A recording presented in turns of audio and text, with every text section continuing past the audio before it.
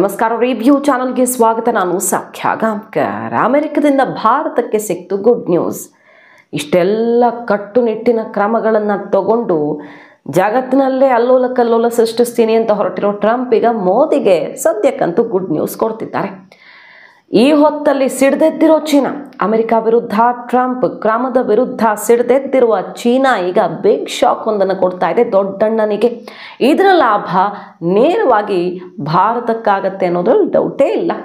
Very interesting ಬೆಳವಣಿಗೆ ಬಗ್ಗೆ ಮಾಹಿತಿ ಮುಂದೆ ಇಡ್ತಾ ಇದೀವಿ. ಮಿಸ್ ಮಾಡಿದ್ರೆ ನಮ್ಮ ಚಾನಲ್ನ ಸಬ್ಸ್ಕ್ರೈಬ್ ಮಾಡಿ, ನಿಮ್ಮ ಅಭಿಪ್ರಾಯ ಕಮೆಂಟ್ ಮಾಡಿ ತಿಳಿಸಿ. ವೀಕ್ಷಕರೇ, ಒಂದು ಅಕ್ರಮ ವಲಸಿಗರನ್ನು ಹೊರದಬ್ತಾ ಇರೋದು, ಅದು ಯಾವುದೇ ದೇಶ ಮಾಡುವಂಥ ಕ್ರಮ. ಆ ದೇಶದ ಭದ್ರತೆಗೆ ಅದರ ಹೊಡೆತ ಭಾರತಕ್ಕೂ ಬಿದ್ದಿದೆ. ಅಕ್ರಮ ವಲಸಿಗರು ಯಾರ್ಯಾರಿದ್ದಾರೋ ಅವ್ರನ್ನೆಲ್ಲ ಅಟ್ಟಾಡಿಸಿ ಓಡಿಸಿದ್ದಾರೆ. ಯಾವ ಪೊಲೀಸು ಕಾನೂನು ಎನ್ಕ್ವೈರಿ ಮತ್ತೊಂದಿಲ್ಲ, ಜೈಲಿಗೆ ತುಂಬೋದಷ್ಟೇ ಹೆಚ್ಚು ಕಡಿಮೆ ಮಾಡಿದ್ರೆ ಅಂತ. ಅದು ಅವರ ದೇಶದ ಸೇಫ್ಟಿ ನಿಟ್ಟಿನಲ್ಲಿ ಕೈಗೊಳ್ತಿರುವಂಥ ಕ್ರಮ. ಈಗ ಪ್ರಮುಖವಾಗಿ ಭಾರತಕ್ಕೆ ಟೆನ್ಷನ್ ಆಗಿರೋದು ಅದಲ್ಲ, ತೆರಿಗೆ ವಿಚಾರ ಜಾಗತಿಕವಾಗಿ ಕಂಗೆಡಿಸಿತ್ತು. ಭಾರತದ ಮೇಲೂ ಕೂಡ ದೊಡ್ಡ ಮಟ್ಟದ ತೆರಿಗೆ ಹೇರ್ತಾರಾ ಅನ್ನೋದೊಂದು ಪ್ರಶ್ನೆ ಇತ್ತು. ಯಾಕಂದರೆ ಭಾರತ ಅಮೆರಿಕದ ಮೇಲೆ ದೊಡ್ಡ ತೆರಿಗೆ ಹಾಕಿದೆ ಆಲ್ರೆಡಿ. ಇದನ್ನು ಮುಂಚೆನೇ ಟ್ರಂಪ್ ಬಹಳ ಹಿಂದೆನೇ ಹೇಳ್ಕೊಂಡಿದ್ರು. ಏನಂತ, ಅಮೆರಿಕದ ಮೇಲೆ ಭಾರತ 10-11% ತೆರಿಗೆ ಹಾಕ್ತಾ ಇದೆ, ಆಲ್ರೆಡಿ ಹಾಕ್ತಾ ಇದೆ. ಬಟ್ ಅಮೆರಿಕ ಭಾರತ ಮೇಲೆ ತೆರಿಗೆ ಹೇರಿಲ್ಲ, ಮುಂದೆ ಹೇರಬೇಕಾಗತ್ತೆ ಎನ್ನುವಂಥ ಒಂದು ಸಂದೇಶ ಕೊಟ್ಟಿದ್ರು. ಖಂಡಿತ ಆ ಕ್ರಮ ತಗೊಳ್ತಾರೆ ಅನ್ನೋ ನಿರೀಕ್ಷೆ ಇತ್ತು, ಒಂದು ಆತಂಕ ಇತ್ತು. ಆದರೆ ಭಾರತಕ್ಕೆ ಸದ್ಯಕ್ಕಂತೂ ಬಿಗ್ ರಿಲೀಫ್ ಸಿಕ್ಕಿದೆ. ಯಾಕಂದರೆ ಭಾರತಕ್ಕೆ ಅಮೆರಿಕ ಅತಿ ದೊಡ್ಡ ಮಾರುಕಟ್ಟೆ. ಬಹಳ ದೊಡ್ಡ ಪ್ರಮಾಣದಲ್ಲಿ ಅಮೆರಿಕ ಭಾರತದ ಉತ್ಪನ್ನಗಳನ್ನು ಖರೀದಿಸ್ತಾ ಇದೆ. ಹಾಗಾಗಿ ಭಾರತಕ್ಕೆ ಅಮೆರಿಕ ಜೊತೆಗಿನ ಸಂಬಂಧವನ್ನು ಬಹಳ ಚೆನ್ನಾಗಿ ಇಟ್ಕೊಳ್ಬೇಕಾದ ಅನಿವಾರ್ಯತೆ ಇದೆ. ಈಗ ನೋಡಿ, ಚೀನಾಗೆ 10% ಟ್ಯಾಕ್ಸು, ಮೆಕ್ಸಿಕೋ ಮತ್ತು ಕೆನಡಾಗೂ ಕೂಡ ಆಘಾತ ಕೊಟ್ಟರು. ಸದ್ಯಕ್ಕೆ ತಾತ್ಕಾಲಿಕವಾಗಿ ಮೆಕ್ಸಿಕೋ ಕೆನಡಾಗೆ 30 ದಿನಗಳ ಕಾಲ ರಿಲೀಫ್ ಕೊಟ್ಟಿದ್ದಾರೆ.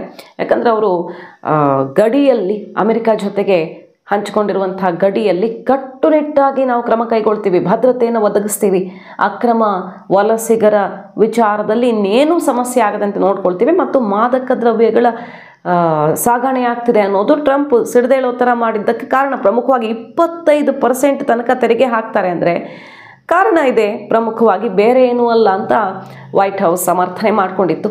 ಅಲ್ಲಿಂದ ಬರ್ತಾ ಇರೋ ಮಾದಕ ದ್ರವ್ಯಗಳು, ಅದರಿಂದ ಅಮೆರಿಕ ಜನತೆ ಮೇಲೆ ಅತಿ ದೊಡ್ಡ ಪರಿಣಾಮ ಆಗ್ತಿದೆ, ಕೆಟ್ಟ ಪರಿಣಾಮ ಆಗ್ತಿದೆ. ಅದನ್ನು ನಿಲ್ಲಿಸಬೇಕು ಅಂದರೆ ಮೊದಲು ಅವ್ರಿಗೆ ತೆರಿಗೆ ಹಾಕಿ ಬಿಸಿ ಮುಟ್ಟಿಸ್ಬೇಕು ಅಂತ ಎಚ್ಚರಿಕೆ ಕೊಟ್ಟಿದ್ರು. ಅದ್ರ ಬೆನ್ನಲ್ಲೇ ಈ ಎರಡೂ ದೇಶಗಳು ಕಟ್ಟುನಿಟ್ಟಿನ ಕ್ರಮ ಜರುಗಿಸುವಂಥ ಭರವಸೆ ಕೊಟ್ಟು ಸದ್ಯಕ್ಕೆ ಬೀಸೋದೊಣ್ಣೆಯಿಂದ ಬಚಾವಾಗಿರೋದು. ಆದರೆ ನಮ್ಮ ಎದುರಾಳಿ ಚೀನಾ ವಿಷಯದಲ್ಲಂತೂ ಕಾಂಪ್ರಮೈಸ್ ಇಲ್ಲವೇ ಇಲ್ಲ ಅಂತ 10% ಟ್ಯಾಕ್ಸನ್ನು ಮುಂದುವರಿಸಿದ್ರು. ಆ ನಿರ್ಧಾರ ಘೋಷಿಸಿದ್ರಲ್ಲ. ಚೀನಾ ಈಗ ಅಮೆರಿಕಕ್ಕೆ ಸೆಡ್ ಹೊಡೆದಿದೆ. ಇದರ ನಡುವೆ ಭಾರತದ ವಿಷಯದಲ್ಲಿ ಅಮೆರಿಕ ಸಾಫ್ಟ್ ಆಗಿರೋದು ಮಾತ್ರ ಈಗ ಸದ್ಯಕ್ಕೆ ಎಲ್ಲರ ಗಮನ ಸೆಳೀತಿರೋ. ಹಿಂದೆ ಅಮೆರಿಕ ತೆರಿಗೆ ಹೆಚ್ಚಿಸಿದಾಗ, ಹಿಂದಿನ ಅವಧಿಯಲ್ಲಿ ಟ್ರಂಪ್ ಅವಧಿಯಲ್ಲಿ ಭಾರತದ ಮೇಲೆ ಹೆಚ್ಚಿನ ತೆರಿಗೆಯನ್ನು ಹಾಕಿದಾಗ ಭಾರತ ಅದೇ ರೀತಿಯಲ್ಲಿ ತೆರಿಗೆ ಇಟ್ಕೊಟ್ಟಿತ್ತು. ಬಹಳ ದೊಡ್ಡ ಪ್ರಮಾಣದಲ್ಲಿ ತೆರಿಗೆ ಏಟನ್ನು ಭಾರತ ಕೂಡ ತಿರುಗಿಸ್ಕೊಟ್ಟಿತ್ತು. ಆದರೆ ಇತ್ತೀಚಿನ ವರ್ಷಗಳಲ್ಲಿ ಅಮೆರಿಕ ಭಾರತ ಸಂಬಂಧ ವಾಣಿಜ್ಯ ವ್ಯಾಪಾರದಲ್ಲಿ ಬಹಳ ಚೆನ್ನಾಗಿದೆ, ದಿನೇ ದಿನೇ ಬಹಳ ಉತ್ತಮವಾಗಿ ವೃದ್ಧಿಸ್ತಾ ಇದೆ. ಹಾಗಾಗಿ ಈ ಸಂಬಂಧವನ್ನು ಹಾಳು ಮಾಡಿಕೊಳ್ಳೋದಕ್ಕೆ ಅಮೆರಿಕ ಬಯಸ್ತಿಲ್ಲ. ಚೀನಾ ಅಮೆರಿಕಾಗೆ ಸಾಂಪ್ರದಾಯಿಕ ಎದುರಾಳಿ. ಚೀನಾಗೆ ಪರ್ಯಾಯವಾಗಿ ಭಾರತ ಒಂದು ಒಳ್ಳೆಯ ಅವಕಾಶ ನಮಗೆ ಅನ್ನೋದು ಗೊತ್ತಿರೋದ್ರಿಂದ ಮತ್ತು ಸದ್ಯದ ಪರಿಸ್ಥಿತಿಯಲ್ಲಿ ಸಂಬಂಧ ಉತ್ತಮವಾಗಿರೋದ್ರಿಂದ ಈಗ ಭಾರತ ಮೇಲೆ ಇನ್ನೂ ಹೆಚ್ಚಿನ ತೆರಿಗೆಯನ್ನು ವಿಧಿಸುವಂಥ ನಿರ್ಧಾರವನ್ನು ಕೈಗೊಂಡಿಲ್ಲ ಅನ್ನೋದು ಭಾರತಕ್ಕೆ ಸಿಗ್ತಿರುವಂಥ ಒಂದು ಗುಡ್ ನ್ಯೂಸ್. ಆದರೆ ಅದರ ಜೊತೆಗೆ ಅಮೆರಿಕ ಚೀನಾ ಈಗ ಜೊಟ್ಟು ಹಿಡ್ಕೊಂಡು ಕಿತ್ತಾಡೋ ಹಂತಕ್ಕೆ ಹೋಗಿದೆ. ಅದರ ಲಾಭವೂ ಹೇಗಾಗುತ್ತೆ ನಮ್ಮ ಮೇಲೆ ಅದನ್ನು ನೋಡ್ತಾ ಹೋಗೋಣ. ಇನ್ನು ಈ ನಿರ್ಧಾರದ ಹಿಂದೆ ಟ್ರಂಪ್ ಸದ್ಯಕ್ಕಂತೂ ಭಾರತದ ವಿಚಾರದಲ್ಲಿ ಯಾಕೆ ತಲೆ ಹಾಕ್ತಿಲ್ಲ ಅಂತ ಕೇಳಿದ್ರೆ, ಚೀನಾ ಕಂಪೇರ್ ಮಾಡಿದ್ರೆ ಭಾರತ ಏನು ಅಮೆರಿಕಕ್ಕೆ ಸೆಡ್ಡು ಹೊಡೆಯೋ ಮಟ್ಟಕ್ಕೆ ಬೆಳೆದಿಲ್ವಲ್ಲ. ಭಾರತ ಅಮೆರಿಕಕ್ಕೆ ಇನ್ನೂ ಥ್ರೆಟ್ ಆಗಿ ಪರಿಣಮಿಸಿಲ್ಲ. ಅಥವಾ ಕೆನಡಾ ಮೆಕ್ಸಿಕೋ ಥರದಲ್ಲಿ ಮಾದಕ ದ್ರವ್ಯ ಮತ್ತೊಂದು ಅಂತ ಭಾರತದಿಂದ ಅಷ್ಟೆಲ್ಲ ಉಪಟಳ ಪರಿಸ್ಥಿತಿ ಅಥವಾ ಗಡಿ ಸಮಸ್ಯೆ ಅಂಥದ್ದೇನು ವಿಷಯ ಇಲ್ವಲ್ಲ ಅಲ್ಲಿ. ಹಾಗಾಗಿ ಭಾರತವನ್ನು ಸುಮ್ಮನೆ ಟಾರ್ಗೆಟ್ ಮಾಡೋದು ಈಗ ಟ್ರಂಪ್ ಮುಂದಿರುವಂಥ ಆಯ್ಕೆ ಅಲ್ಲ. ಇದರ ಲಾಭ ಖಂಡಿತ ಭಾರತಕ್ಕಾಗುತ್ತೆ. ಯಾಕಂದರೆ ನೋಡಿ, 2023-24 ಸಾಲಲ್ಲಿ ನಾವೊಂದು ಅಂದಾಜು ಲೆಕ್ಕ ತಗೊಂಡ್ರೆ ಬರೋಬ್ಬರಿ 9.91 ಲಕ್ಷ ಕೋಟಿ ಮೌಲ್ಯದ ಸರಕುಗಳ ವ್ಯಾಪಾರ ಭಾರತ ಮತ್ತು ಅಮೆರಿಕ ನಡುವೆ ನಡೆದಿದೆ. ಅಷ್ಟು ದೊಡ್ಡ ಮಾರ್ಕೆಟ್ ಅಮೆರಿಕ ಭಾರತಕ್ಕೆ. ಸರ್ವಿಸ್ ಸೆಕ್ಟರು ಸೇರಿಸ್ಕೊಂಡ್ರೆ, ಅಂದರೆ ಈ ಸೇವಾ ವಲಯವನ್ನು ಸೇರಿಸ್ಕೊಂಡು ಹೇಳಿದ್ರೆ 15 ಲಕ್ಷ ಕೋಟಿ ನಾವು ಅಮೆರಿಕದ ಜೊತೆ ವ್ಯಾಪಾರ ಮಾಡಿರೋದು. ಹಾಗಾಗಿ ಸಣ್ಣ ವಿಷಯ ಅಲ್ಲ ಇದು ಭಾರತಕ್ಕೆ. ಅಷ್ಟು ದೊಡ್ಡ ರಿಲೀಫ್ ಅಂದ್ರೂ ತಪ್ಪಿಲ್ಲ. ಎಸ್, ಡೊನಾಲ್ಡ್ ಟ್ರಂಪ್ ಬರ್ತಾ ಇದ್ದ ಹಾಗೆ ಅಮೆರಿಕದ ಶತ್ರುಗಳು ಸ್ನೇಹಿತರು ಅನ್ನೋ ವ್ಯತ್ಯಾಸವೂ ಇಲ್ಲದೆ ದೊಡ್ಡ ಮಟ್ಟದ ತೆರಿಗೆಯನ್ನು ವಿಧಿಸೋದಕ್ಕೆ ನಿಂತು ಬಿಟ್ಟಿದ್ದಾರೆ. ಯುದ್ಧವನ್ನೇ ಸಾರಿದ್ದಾರೆ. ಅಕ್ರಮ ವಲಸಿಗರ ವಿಚಾರದಲ್ಲಿ, ತೆರಿಗೆಯ ವಿಚಾರದಲ್ಲಿ ಸಿಡಿದೆದ್ದು ನಿಂತಿದ್ದಾರೆ. ಅದು ಅಲ್ಲೋಲ ಕಲ್ಲೋಲ ಮಾಡ್ತಾ ಇದೆ. ಜಗತ್ತಿನ ಸಪ್ಲೈ ಚೈನನ್ನೇ ಏರುಪೇರು ಮಾಡಬಲ್ಲದು ಅನ್ನೋ ಮಟ್ಟಿಗೆ WTO ತನಕ ಹೋಗಿದೆ ಇದು ಡೊನಾಲ್ಡ್ ಟ್ರಂಪ್ ನಿರ್ಧಾರ. ಈ ಹೊತ್ತಲ್ಲಿ ಮೋದಿಗೆ ವೈಟ್ ಹೌಸಿಂದ ಆಹ್ವಾನ. ಡೊನಾಲ್ಡ್ ಟ್ರಂಪ್ ಆಯ್ಕೆಯಾದ ಬಳಿಕ, ಅಂದರೆ ಅವರು ಅಧ್ಯಕ್ಷ ಆಗಿ ಪ್ರಮಾಣ ವಚನ ತಗೊಂಡ ಬಳಿಕ ಅಮೆರಿಕ ವೈಟ್ ಹೌಸ್ ವಿಸಿಟ್ ಮಾಡ್ತಿರುವಂಥ ಮೊದಲ ವಿದೇಶಿ ನಾಯಕ, ಅಂದರೆ ಮತ್ತೊಂದು ದೇಶದ ನಾಯಕ ವಿಸಿಟ್ ಮಾಡ್ತಿರೋದ್ರಲ್ಲಿ ನರೇಂದ್ರ ಮೋದಿಯವರು ಮೊದಲಿಗರು ಅನ್ನೋದು ವೆರಿ ಇಂಪಾರ್ಟೆಂಟ್. ಎಲೆಕ್ಷನ್ ಮೊದಲು ಕೂಡ ಮೋದಿಯನ್ನು ವಾಯ್ತುಂಬ ಹೊಗಳಿದ ವಿಡಿಯೋಗಳು, ಮೋದಿ ಮತ್ತು ಭಾರತದಲ್ಲಿರುವ ಅವಕಾಶದ ಬಗ್ಗೆ, ಭಾರತ ಬದಲಾಗಿರುವ ಬಗ್ಗೆ ಡೊನಾಲ್ಡ್ ಟ್ರಂಪ್ ಆಡಿರುವ ಮಾತುಗಳು ಸಿಕ್ಕಾಪಟ್ಟೆ ವೈರಲ್ ಆಗಿತ್ತು. ಮೋದಿ ಮತ್ತು ಟ್ರಂಪ್ ನಡುವೆ ವೈಯಕ್ತಿಕವಾಗಿ ಒಳ್ಳೆಯ ಸಂಬಂಧ ಇದೆ. ಹಾಗಂತ ಟ್ರಂಪ್ ಅಷ್ಟಕ್ಕೆ ಮೀಸಲಾಗಿರಲ್ಲ. ತನ್ನ ದೇಶಕ್ಕೆ ಏನು ಬೇಕೋ, ಏನು ಮಾಡಬೇಕೋ ಮಾಡ್ತಾರೆ. ಅದರ ನಡುವೆಯೂ ಕೂಡ ಭಾರತಕ್ಕೆ ಗುಡ್ ನ್ಯೂಸ್ ಸಿಗ್ತಾ ಇದೆ. ಮೋದಿ ತಕ್ಷಣಕ್ಕೆ ತಡ ಮಾಡದೆ ಕೈಗೊಂಡ ಒಂದಿಷ್ಟು ಕ್ರಮಗಳು ಮತ್ತು ಭಾರತದ ಲೆಕ್ಕಾಚಾರ, ಟ್ರಂಪ್ ಗಿಫ್ಟ್ ಸಿಗ್ತಾ ಇದೆ ಈಗ ಭಾರತಕ್ಕೆ. ಅಸಲಿಗೆ ಸದ್ಯಕ್ಕಂತೂ ಭಾರತಕ್ಕೆ ಯಾವುದೇ ಟೆನ್ಷನ್ ಇಲ್ಲ ಅನ್ನೋದನ್ನು ಎಕ್ಸ್ಪರ್ಟ್ಸ್ ಕೂಡ ಹೇಳ್ತಾ ಇದ್ದಾರೆ. ಅದನ್ನು ಒನ್ ಬೈ ಒನ್ ನೋಡ್ತಾ ಹೋಗೋಣ. ಎಸ್ ವೀಕ್ಷಕರೇ, ಭಾರತ ಕೂಡಲೇ ಕೈಗೊಂಡ ಕ್ರಮಗಳು. ಟ್ರಂಪ್ ಸಮರ ಸಾರ್ತಿದ್ದಾರೆ ಅನ್ನೋದು ಗೊತ್ತಾಗ್ತಾ ಇದ್ದ ಹಾಗೆ ಕೂಡಲೇ ಒಂದು ಟ್ಯಾರಿಫ್ ಇಳಿಕೆ ಮಾಡಿದ್ದು, ಟೆಸ್ಲಾದಿಂದ ಹಿಡಿದು ಬೇರೆ ಬೇರೆ ಮೋಟರ್ ಬೈಕ್ ಕಂಪನಿಗಳಿಗೆಲ್ಲ ನೇರವಾಗಿ ಲಾಭ ಆಗುವಂಥದ್ದು ಅಮೆರಿಕಾಗೆ ಸಮಾಧಾನವನ್ನು ಕೊಡ್ತು. ಎರಡನೇದಾಗಿ ಅಕ್ರಮ ವಲಸಿಗರ ವಿಚಾರದಲ್ಲಿ ನಾವು ಅಕ್ಸೆಪ್ಟ್ ಮಾಡ್ಕೊಳ್ತೀವಿ. ಓಕೆ, ಯಾರಿದ್ದಾರೋ ತಪ್ಪಾಗಿ ಅವರನ್ನು ಕರೆಸ್ಕೊಳ್ತೀವಿ. ಈ ಎರಡು ಪ್ರಮುಖ ತೀರ್ಮಾನಗಳು. ಇನ್ನೊಂದು ವಿಚಾರ ಅಂದರೆ ಅಮೆರಿಕ ಭಾರತವನ್ನು ಬಹಳ ಒಳ್ಳೆಯ ಅವಕಾಶ ಚೀನಾದ ವಿರುದ್ಧ ಅಂತ ನೋಡುತ್ತೆ, ಒಂದು ಅವಕಾಶವಾಗಿ ನೋಡುತ್ತೆ. ಭಾರತಕ್ಕಲ್ಲೇ ಇರೋದು ಲಾಭ. ಈಗ ಚೀನಾ ಅಮೆರಿಕ ನಡುವೆ ಸಂಘರ್ಷ ಭುಗಿಲೆತ್ತಿರೋದ್ರಿಂದಾಗಿ, ತೆರಿಗೆ ವಾರ್ ಓಪನ್ ಆಗಿ ಮೊದಲ ಬಾರಿಗೆ ಚೀನಾ ಕೂಡ ಸಿಡಿದೆದ್ದು ನಿಂತಿರೋದ್ರಿಂದ ಇಲ್ಲೇ ಇರೋದು ಲಾಭ. ಬೇರೆ ಬೇರೆ ಕಾರಣಗಳಿಂದಾಗಿ ಅಮೆರಿಕ ಕಣ್ಣು ಕೆಂಪಾದ ಪರಿಣಾಮ ಮತ್ತು ತೆರಿಗೆ ಇನ್ನಿತರ ಕಾರಣಗಳಿಂದಾಗಿ ಚೀನಾವನ್ನು ತೊರೆಯುವ ಫಾರಿನ್ ಇನ್ವೆಸ್ಟರ್ಸು, ವಿದೇಶಿ ಕಂಪನಿಗಳು ಭಾರತಕ್ಕೆ ಬಂದು ನೆಲೆಸಲಿವೆ. ಅದು ಹಿಂದಿನ ಅವಧಿಯಲ್ಲೂ ಆಗಿದೆ ಮತ್ತು ಅಮೆರಿಕ ಜೊತೆಗಿನ ಒಳ್ಳೆಯ ಸಂಬಂಧದಿಂದ ನಮಗೆ ಇನ್ವೆಸ್ಟ್ಮೆಂಟಲ್ಲಿ ಇಲ್ಲಿ ಕಂಪನಿಗಳನ್ನು ಸ್ಥಾಪಿಸುವಲ್ಲಿ ಅನುಕೂಲ ಆಗಿದೆ. ಆ್ಯಪಲ್ಲು, ಮೈಕ್ರಾನ್ ಎಲ್ಲ ಇದಕ್ಕೆ ಎಕ್ಸಾಂಪಲ್. ಸೊ ಭಾರತದ ತಕ್ಷಣದ ನಿರ್ಧಾರ, ವ್ಯಾಪಾರ, ವಹಿವಾಟು, ವಿದೇಶಾಂಗ ನೀತಿ, ಲೆಕ್ಕಾಚಾರಗಳು, ತಡ ಮಾಡದೆ ಕೈಗೊಂಡ ನಿರ್ಧಾರಗಳು ಅಮೆರಿಕ ಜೊತೆಗಿನ ಸಂಬಂಧವನ್ನು ಮತ್ತಷ್ಟು ಗಟ್ಟಿ ಮಾಡ್ತಾ ಇದೆ. ಬಿಟ್ಟರೆ ಈ ಹೊಡೆತ, ಟ್ರಂಪ್ ಕೊಡ್ತಿರುವಂಥ ಹೊಡೆತದ ನಡುವೆಯೂ ಕೂಡ ಭಾರತಕ್ಕೆ ಹೆಚ್ಚಿನ ಸಮಸ್ಯೆ ಏನು ಆಗುವಂಥ, ಈಗಂತೂ ಆಗಿಲ್ಲ, ಮುಂದಿನ ದಿನಗಳಲ್ಲೂ ಕೂಡ ಆಗುವ ಸಂಭವ ಬಹಳ ಕಡಿಮೆ ಅಂತಲೇ ಹೇಳ್ತಾ ಇರೋದು. ಕೂಡಲೇ ಭಾರತದ ಪ್ರಧಾನಿಯನ್ನು ಭೇಟಿ ಮಾಡೋದಕ್ಕೆ ಬಯಸ್ತೀನಿ ಅಂತ ಟ್ರಂಪ್ ಆಹ್ವಾನವನ್ನು ಕೊಟ್ಟಿದ್ದು ಈಗ ಮೋದಿ ಹೊರಟು ನಿಂತಿದ್ದಾರೆ. ಒಂದು ರಕ್ಷಣಾ ವಲಯ, ವ್ಯಾಪಾರ, ವಹಿವಾಟು, ರಕ್ಷಣಾ ವಲಯ, ವಿಜ್ಞಾನ, ತಂತ್ರಜ್ಞಾನ, ಇದೆಲ್ಲ ವಿಷಯಗಳಲ್ಲಿ ಒಡಂಬಡಿಕೆ ಮಾಡ್ಕೊಳ್ಳೋದಕ್ಕೆ, ಚೀನಾಗೆ ಸೆಡ್ ಹೊಡೆಯೋದಕ್ಕೆ ದೊಡ್ಡಣ್ಣನ ಜೊತೆ ಮೋದಿ ಕೈ ಜೋಡಿಸಲಿದ್ದಾರೆ. ಈ ಮೀಟಿಂಗ್ ಕೆಲವೇ ದಿನಗಳಲ್ಲಿ, ಮುಂದಿನ ವಾರ ನಡೆಯುವಂಥ ಮೀಟಿಂಗ್ನ ಬೆನ್ನಲ್ಲೇ ಶತ್ರು ರಾಷ್ಟ್ರಗಳಿಗೆ ನಡುಕ ಶುರುವಾಗಬಹುದು. ಒಂದು ಕಡೆ ರಷ್ಯಾದ ಜೊತೆಗೆ ಬಾಂಡಿಂಗಲ್ಲಿ ಯಾವುದೇ ಬದಲಾವಣೆ ಇಲ್ಲ. ಅಮೆರಿಕ ಜೊತೆಗೆ ಸ್ನೇಹ, ರಷ್ಯಾದ ಜೊತೆಗೆ ಸಂಬಂಧ, ಎರಡನ್ನೂ ಮೇಂಟೈನ್ ಮಾಡ್ಕೊಂಡು ಹೋಗುವಂಥ ತಾಕತ್ತು ನಮಗಿದೆ ಅನ್ನೋ ಸಂದೇಶವನ್ನು ಈ ಹಿಂದೆನೇ ಕೊಟ್ಟಾಗಿದೆ ಭಾರತ. ರಷ್ಯಾ ಏನು ತೈಲೋತ್ಪನ್ನಗಳನ್ನು ಅಲ್ಲಿಂದ ತಗೊಂಡಿದ್ದು ನಾವು ಇಡೀ ಜಗತ್ತಿಗೆ ಕಳಿಸ್ಕೊಡೋದಕ್ಕೆ ಸಾಧ್ಯವಾಯಿತು ಅತ್ಯಂತ ಕಡಿಮೆ ಬೆಲೆಯಲ್ಲಿ.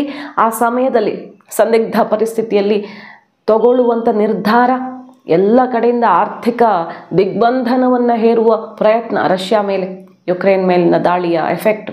ಆದರೆ ಭಾರತ ತಗೊಂಡಂಥ ದಿಟ್ಟ ಕ್ರಮದಿಂದಾಗಿ ಜಾಗತಿಕವಾಗಿ ಒಂದು ದೊಡ್ಡ ಒಳ್ಳೆ ಪರಿಹಾರ ಆಯಿತು ಹಣದುಬ್ಬರಕ್ಕೆ. ಇಲ್ಲ ಅಂದರೆ ಪೆಟ್ರೋಲ್ ಡೀಸೆಲ್ ಬೆಲೆ ಏನಾಗಿರ್ತಿತ್ತು ಜಾಗತಿಕವಾಗಿ ಅಂತ ಹೇಳೋಕೆ ಸಾಧ್ಯ ಇರಲಿಲ್ಲ. ಕಂಗಾಲಾಗಿ ಹೋಗ್ತಿತ್ತು ಜಗತ್ತು. ಅದಕ್ಕೆ ಥ್ಯಾಂಕ್ಸ್ ಹೇಳಿ ಭಾರತಕ್ಕೆ ಅಂತ ಜೈಶಂಕರ್ ಗ್ಲೋಬಲ್ ಸ್ಟೇಜಲ್ಲಿ ಅಬ್ಬರಿಸಿದ್ದು ನೆನಪೇ ಇದೆ. ಅದು ನಮಗೊಂದೇ ಲಾಭ ಅಲ್ಲ, ಇಡೀ ಜಗತ್ತಿಗೆ ಲಾಭ, ನೆನಪಿಟ್ಕೊಳ್ಳಿ ಅಂತ ನಮ್ಮ ಆ ಒಂದು ನಿರ್ಧಾರ. ಸೊ ರಷ್ಯಾದ ಜೊತೆಗಿನ ಸಂಬಂಧ ಮತ್ತು ಅಮೆರಿಕ ಜೊತೆಗಿನ ವ್ಯಾಪಾರ ವಹಿವಾಟು ಎಲ್ಲವೂ ಸುಗಮವಾಗಿ ಮುಂದುವರಿಯಲಿದೆ ಅಂತಿದ್ದಾರೆ ಎಕ್ಸ್ಪರ್ಟ್ಸ್. ಚೀನಾಗೆ ಅಮೆರಿಕ ಹೊಡೆತ ಕೊಟ್ಟಿರೋ ಹೊತ್ತಲ್ಲಿ ಭಾರತಕ್ಕೆ ಇದರಿಂದ ಲಾಭದ ಅವಕಾಶ ತೆರೆದುಕೊಳ್ತಾ ಇದೆ. ಭಾರತ ಅಮೆರಿಕದೊಂದಿಗಿನ ವಾಣಿಜ್ಯ ಸಂಬಂಧ ರಕ್ಷಣಾತ್ಮಕ ನಿಲುವನ್ನು ತಕ್ಷಣಕ್ಕೆ ತಗೊಂಡಿದ್ದೂ ಕೂಡ ಟ್ರಂಪ್ ಈ ನಿರ್ಧಾರಕ್ಕೆ ಕಾರಣ ಆಗಿರಬಹುದು, ಭಾರತ ಮೇಲೆ ಹೊರೆ ಹಾಕದೇ ಇರೋದಕ್ಕೆ. ನೋಡಿ, ಇತ್ತೀಚೆಗೆ ಬಜೆಟ್ ಮಂಡಿಸಿದ್ರಲ್ಲ, ಅಲ್ಲಿ ವಿದೇಶದಿಂದ ಆಮದು ಮಾಡಿಕೊಳ್ಳೋ ದೊಡ್ಡ ಎಂಜಿನ್ ಸಾಮರ್ಥ್ಯದ ಮೋಟಾರ್ ಸೈಕಲ್ಗಳು ಹಾಗೆ ಐಷಾರಾಮಿ ಕಾರುಗಳ ಮೇಲೆ ಸುಂಕವನ್ನು ಇಳಿಸುವ ಘೋಷಣೆ ಮಾಡಿದೆ. ಇದು ಬಹಳ ಅನುಕೂಲ ಆಗುತ್ತೆ ಅಮೆರಿಕಾಗೆ. ಹಾರ್ಲೆ ಡೇವಿಡ್ಸನ್ ಅಂತ ಅಮೆರಿಕ ಬೈಕ್ ತಯಾರಿಕಾ ಕಂಪನಿ ಇರಬಹುದು, ಎಲನ್ ಮಸ್ಕ್ ಕಂಪನಿಯ ಟೆಸ್ಲಾ ಸೇರಿದಂತೆ ಇನ್ನಿತರ ಅಮೆರಿಕ ವಾಹನ ತಯಾರಿಕಾ ಕಂಪನಿಗಳಿಗೆ ದೊಡ್ಡ ಅನುಕೂಲ ಆಗುತ್ತೆ ಭಾರತ ಈ ಬಜೆಟ್ನಲ್ಲಿ ಘೋಷಿಸಿರೋ ನಿರ್ಧಾರದಿಂದಾಗಿ. ಹಾಗಾಗಿ ಎರಡು ರಾಷ್ಟ್ರಗಳ ದ್ವಿಪಕ್ಷೀಯ ಸಂಬಂಧ ದಿನೇ ದಿನೇ ಉತ್ತಮ ಆಗ್ತಿದೆ.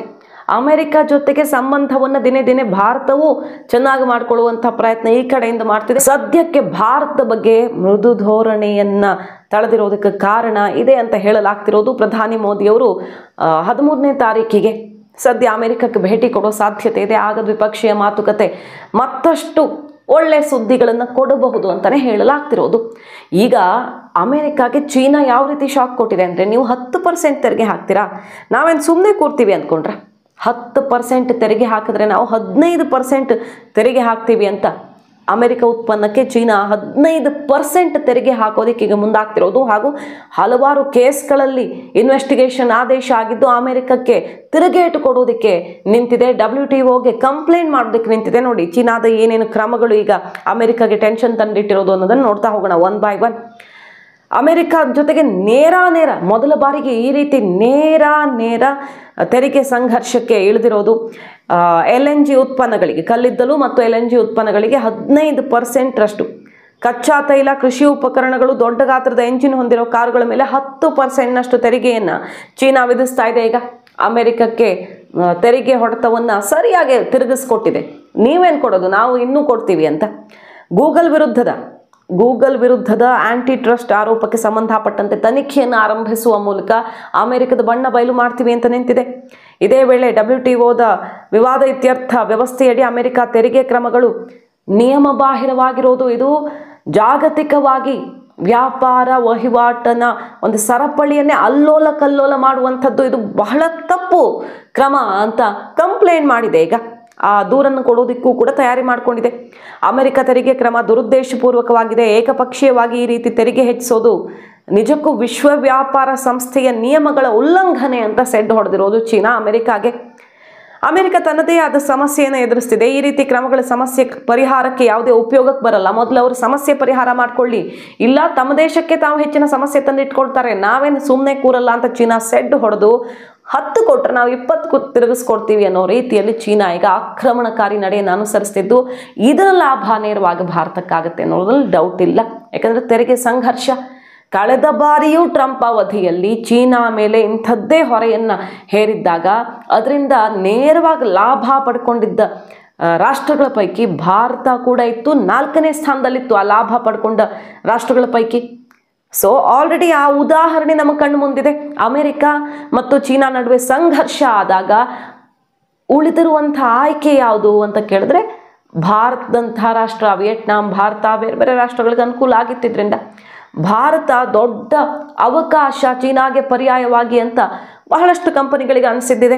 ಅದರ ಲಾಭ ಕೂಡ ಆಗಿದೆ.